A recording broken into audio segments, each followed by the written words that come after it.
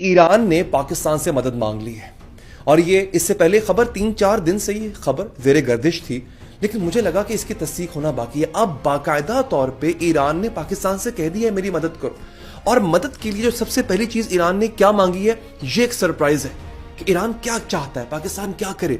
Iran को पता है आज नहीं कल नहीं परसों इसराइल उस पर अटैक करेगा। पाकिस्तान क्या ईरान के लिए इसराइल से बाकायदा लड़ाई मोल ले सकता है, और इसराइल से यानी ईरान की मदद करने का मतलब है इसराइल से लड़ाई, और इसराइल से लड़ाई का मतलब क्या है कि बराह रास्त अमेरिका से लड़ाई। पाकिस्तान क्या ये अफोर्ड कर सकता है? लेकिन ईरान को क्या जवाब देगा? ईरान हमारा दोस्त मुल्क है, बरादर मुल्क है, हमसाया मुल्क है। पाकिस्तान क्या जवाब देगा? एक। अब दूसरी इंपॉर्टेंट बात नाज़रीन ये है कि इसराइल ने बिल्कुल तमाम हदें पार कर दी हैं, यानी जिस डगर पे वो चल पड़ा है। और आप ये जान के हैरान होंगे, तारीख में, दुनिया की तारीख में पहली बार किसी मुल्क ने अक़वाम मुत्तहिदा को धमकी दी है, यूएनओ को धमकी दी है कि मैं तुम्हें छोड़ूंगा नहीं। और नेतन्याहू ने यूएनओ से कह दिया अगर आज भी दुनिया ना समझे कि ये नेतन्याहू और इसराइल कितना बड़ा बदमाश है तो अफसोस होगा। इससे बढ़कर अफसोस का मकाम कोई और नाज़रीन हो नहीं सकता। एक मेरे पास ये खबर है। दूसरा, सऊदी अरब समेत और दीगर अरब ममालिक ने अमेरिका से खास मुतालबा कर दिया। उस मुतालबे को सुन के जब मुझे पता चला मैं हैरान हो गया। मैं अरब ममालिक से एक्सपेक्ट कर ही नहीं सकता, मेरे वहमो गुमान में ही नहीं है कि अरब ममालिक ऐसा कर सकते हैं, ऐसा सोच भी सकते हैं। तो ये मेरे पास होगी नाजरीन आज की तीसरी खबर, और आज की खुशी की खबर ये है, और ये बात मैं नहीं कह रहा, मुझे हैरानी इस बात पे है। हमें बहुत से लोग हैं जो कि इंडिया से देखते हैं, भारत से देखते हैं। इंडियन मीडिया अब इस जंग को बाकायदा रिपोर्ट कर रहा है, और टाइम्स ऑफ इंडिया का मैं आपको हवाला दूंगा। टाइम्स ऑफ इंडिया की आज की खबर है, आज की सुर्खी लगी हुई है, अगर आप अभी वेबसाइट पर जाकर देखते हैं, आज 300 से ज्यादा रॉकेट इसराइल के अंदर गिरे। ये कौन कह रहा है? ये खुद टाइम्स ऑफ इंडिया कह रहा है। यानी इस वक्त जो है वो हर तरफ तबाही है, और इसराइल को घिर के रखा हुआ हर तरफ से। शामी वो भी लड़ रहे हैं, इराकी रेजिस्टेंस फोर्सेस वो भी लड़ रही हैं, लेबनान से फौज भी और हिजबुल्लाह दोनों लड़ रहे हैं। हमास तो लड़ ही रहा है नाज़रीन, यहां से ईरान भी लड़ रहा है। आज की तारीख में 300 रॉकेट्स जो हैं, 300 से ज्यादा रॉकेट्स इसराइल में लैंड होते हैं, गिरते हैं, तबाही मचाते हैं। इसकी डिटेल में इंशाल्लाह आपको देने जा रहा हूं नाज़रीन। थॉड के नाम से एक मिसाइल डिफेंस सिस्टम है जो कि अमेरिका ने पहुंचा दिया है इसराइल के पास। ये मिसाइल सिस्टम जो इसराइल के पास आ चुका है, इसको हासिल करने के बाद इसराइल क्या करेगा? क्या अब इसका मतलब है कि ईरान पे किसी भी लम्हे अटैक हो सकता है ना? इसका मतलब तो यही बनता है।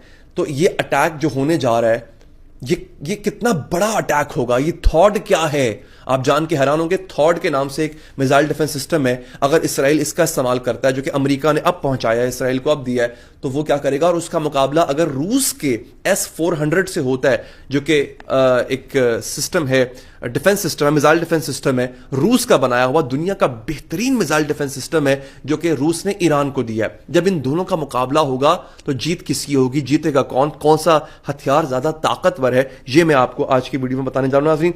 इसके साथ साथ जो सबसे खतरनाक गुफ्तगू है वो की है इसराइल के फाइनेंस मिनिस्टर ने। कहने को ये आदमी फाइनेंस मिनिस्टर है, लेकिन इसराइल की जंगी हिकमत अमली जिसे कहते हैं, या उनकी जो वॉर स्ट्रैटेजी है, वो ये बंदा डिजाइन करता है। बेन गरीव जो उनका सिक्योरिटी मिनिस्टर है, वो और ये आदमी जो है, इन्होंने प्लान कर लिया है बहुत जल्द टर्की पे हमला करने का। Now this is huge. ये बड़ी खबर है। मैं इसको छोटी खबर ना समझ सकता हूं, ना ये छोटी खबर है नाजरीन, ये बड़ी खबर है। इसका बयान सामने आया है, इसने जो बयान दिया है मैं इंशाल्लाह उसकी डिटेल आप तक पहुंचाने जा रहा हूं। अच्छा, सबसे पहली खबर तो आप जरा वो लोग लें जो हिंदुस्तान पाकिस्तान से हमें देख रहे होते हैं। अब डिफेंस पाकिस्तान नामी अखबार है, वो कह रहा है कि और ईरान स्पेक्टेटर जो है वो इसका सोर्स है, वो ये कह रहा है कि Iran has officially submitted a request to Pakistan for the purchase of 40 JF-17 Block 3 aircraft. Pakistan का जो बेहतरीन एयरक्राफ्ट है ना, जो पाकिस्तान ने खुद बनाया चाइना की मदद से, वो है JF-17 थंडर। उसका जो लेटेस्ट वर्जन है वो है JF-17 Block 3। ईरान ने ख्वाहिश जाहिर की थी पहले कि हमें वो खरीदना चाहते हैं। अब बाकायदा तौर पे ईरान ने इसकी ऑफिशियल रिक्वेस्ट जो है, इसकी जो अर्जी है, वो डाल दिया कि मुझे जहाज चाहिए एग्जैक्टली। और कितने चाहिए? 40। और 40 जहाजों की अर्जी ही ईरान ने रूस को दी थी, Su-35 जहाजों की। यानी कुल मिला के 80 जहाज। JF-17 थंडर चाइना का बेहतरीन जहाज है। Su-35 वो अमेरिका के F-35 के मुकाबले में जहाज बनाया गया और बेहतरीन जहाज है। S-400 आ चुका है ईरान के पास, बेहतरीन एयर डिफेंस। ईरान अपना एयर डिफेंस कितना बेहतर करने जा रहा है। बट सवाल नाजरीन यहां पर यह है कि क्या पाकिस्तान ये जहाज ईरान को देगा, और अगर देगा तो पाकिस्तान बराह रास्त इस जंग का हिस्सा बन जाएगा।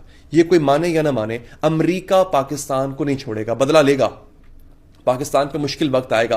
लेकिन सवाल यहां पर यह है, जो लोग हमें देख रहे हैं पाकिस्तान में, पाकिस्तान से बाहर, हिंदुस्तान में, हिंदुस्तान से बाहर, क्या पाकिस्तान इस पोजीशन में है कि वो इतनी बड़ी लड़ाई मोल ले सके? अगर हथियारों की बात की जाए तो पाकिस्तान के पास ईरान से बेहतर हथियार मौजूद हैं। एटम बम का होना ही बहुत बड़ी बात होता है, लेकिन क्या इकोनॉमिकली, मईशत के लिहाज से पाकिस्तान इतनी बड़ी लड़ाई मोल ले सकता है? ये एक सवाल रहेगा। अच्छा, अब जरा ये आप अगली खबर सुनिए, आपको मजा आ जाएगा। दोस्तों, अरब countries including Saudi Arabia, UAE, Qatar, इन्होंने यूनाइटेड स्टेट्स ऑफ अमेरिका को खत लिखा है। एक इनका मुश्तरका स्टेटमेंट है जिसमें उन्होंने अमेरिका से कहा है कि ईरान पे हमला मत किया जाए, और खास तौर पे ईरान की ऑयल फील्ड्स पे हमला ना किया जाए। ईरान ने यह कहा था कि अगर मेरे तेल के कुओं पे अमेरिका ने इसराइल पे हमला किया तो मैं करूंगा ये जो बहरे हुर्मज है, पर्शियन गल्फ, बेसिकली दुनिया की ट्रेड का 40% हिस्सा जो है वो बहरे हुर्मज से गुजर के जाता है, जो पर्शियन गल्फ में है, खलीज फारस में है। ठीक है, ये समंदरी रास्ता है एक, और इसका कंट्रोल ईरान के पास है। ईरान कहता है कि अगर मेरे ऑयल फील्ड्स पे, मेरे तेल के कुओं पे हमला हुआ, मैं वो हिस्सा चोक कर दूंगा। और बड़ा पतला सा, बड़ा नैरो सा रास्ता है वो, मैं चोक कर दूंगा, मैं बंद कर दूंगा। और अगर वो बंद हो गया दोस्तों, यूरोप पूरा तेल को तरसेगा। गाड़ियां बंद करके वॉक करते फिरेंगे लोग, टांगों पे नजर आएंगे आपको। यह हाल हो जाएगा। ईरान के पास तेल इतना नहीं निकलता वहां से, लेकिन वो हिस्सा जहां से दुनिया भर का तेल गुजरता है, उस हिस्से पे ईरान की हुक्मरानी है। तो इस डर से कि दुनिया में जो ऑयल की प्राइसेस हैं, जो तेल की कीमतें हैं, वो आसमान को छूने लग जाएंगी, अरब कंट्रीज ने कहा है भाई जो भी करना ये काम ना करना, ईरान के ऑयल के कुओं पे, तेल के कुओं पे, ऑयल रिफाइनरीज पे हमला मत करना। एक बड़ा अमल है जो सामने आया है नाजरीन। अच्छा, इसके साथ साथ टाइम्स ऑफ इंडिया ही कह रहा है कि 300 मिसाइल मार दिए गए हैं। अच्छा, ये जनाब फाइनेंस मिनिस्टर है, इसका नाम है बेजिल स्मोट्रिच। इसका बयान सुन लीजिए। वो कहता है कि I tell the Turks that the Istanbul will soon become the capital of the Jews, all you have to do is to wait for our surprise. वो कहते हैं बहुत जल्द हम आपको एक सरप्राइज देने जा रहे हैं। तुर्कों को कहा है कि हमारा इंतजार करो, एक सरप्राइज आने वाला है। इस्तांबुल जो है वो इसराइल का दारुल हुकूमत, इसराइल का कैपिटल होगा। यानी इसका मतलब है कुछ ना कुछ तो प्लान किया हुआ इन्होंने, और बहुत ही कुछ गंभीर और बहुत ही कुछ बड़ा प्लान किया हुआ इन्होंने। नाजरीन, इस सबसे बचने का तरीका क्या है? इस सबसे बचने का एक ही तरीका है, इजराइल के जो अजायम है वो सिर्फ और सिर्फ, या उसका जो प्लान है वो गजा तक महदूद नहीं है। आप सबको इकट्ठे होकर इसराइल को वहीं पे कंटेन करना होगा। आज गजा की बारी है, कल को तुर्कों की बारी होगी, फिर शाम की, फिर सऊदी अरब की, पाकिस्तान की भी हो सकती है बारी। इसको कंटेन करना पड़ेगा यहीं पे। आपको बताना चाह रहा हूं, ये 18,000 फौजी इंडिया के 5 अप्रैल को पहुंचे हैं इसराइल में। कमांडोज, रॉ के एजेंट्स जो इस जंग में हिस्सा हैं। 8,000 को तैनात किया गया हैफा पोर्ट पे, 10,000 लेबनान और